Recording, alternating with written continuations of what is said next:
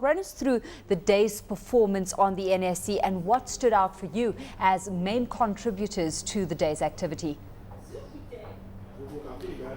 Today we had the mid-tier banking stocks performing wonderfully well today. We had the likes of Diamond Bank, Access Bank, FCMB, all achieving strong gains today. We also had marginal gains from First Bank, UBA, Union Bank, marginal gains from them. But overall, we had a strong performance from the banking sector, which has lifted the stock market today. Also, on the food and beverage sector, we had strong gains from Cadbury, Dangote Flour, and Honeywell, which has also contributed to the strong gains seen today on the stock market. Well, of course, you know, this performance that we're seeing is certainly not unwarranted. We've had pretty solid fundamental support being offered, where real GDP grew by 6.7% in the first quarter of this year, up from 4.5% recorded in the corresponding period of 2009. The CBN remains quite bullish in its outlook as well, forecasting a 7.5% growth in GDP for this year. Just how favorable in your books are the macroeconomics for the market at this stage of the game? Well, based on the projections of the CBN projecting for this quarter 7.24% growth in GDP, it's looking quite good. But the CBN is expecting this growth to come from the non-oil sector, but I believe strongly that the oil sector will also contribute to the growth we're expecting. Oil prices have been quite stable in the past few months, and we also expect this trend to continue going forward. Also look at the CBN's new reforms in Nigeria. We're looking at increased lending to the other sectors of the industry. We're looking at the agri sector. We're also looking at the manufacturing sector. So with this increased lending, we expect to see further growth in terms of GDP. So the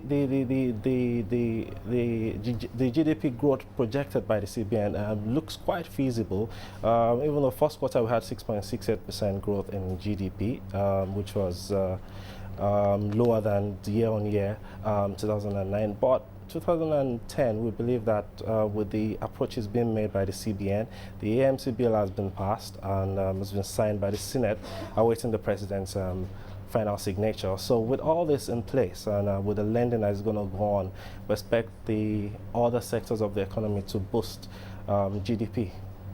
Well, certainly it's in this context that we've still got company news slowly filtering through. We've had Stanbic IBTC, as you've just seen us speaking to the CEO, out with Q1 numbers, an 11% increase in earnings, but an 11.6% increase in operating expenses as well, bringing profit after tax in at 2.6 billion rand. What were market impressions of the numbers here, now that we've had, a day to digest?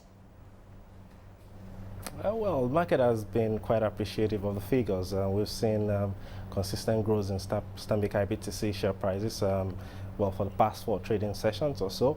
The market has factored in the economic changes in Nigeria and the factors surrounding the Nigerian banking industry into the pricing of this market, of the stock prices. So it is viewing the numbers favorably, even though the numbers are slightly muted in a sense, but the market is viewing those numbers favorably. Slightly muted for now. Moving forward, what are you making of the company's growth plans? Because a key is the fact that we are seeing banks, the likes of Standard Chartered, offering cheaper funds and also to an extent stealing some of Stanbic IBTC's market share.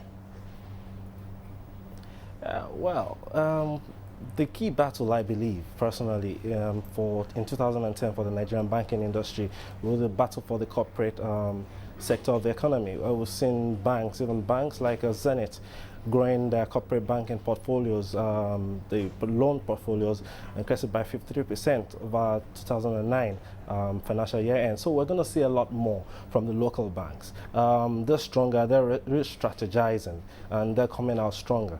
Yeah, we're also going to see a lot of new inflow of funds from banks, new banks that are going to take over the existing banks that CBN has taken over. So we're going to see a lot of competition on the corporate on the corporate sector of the economy.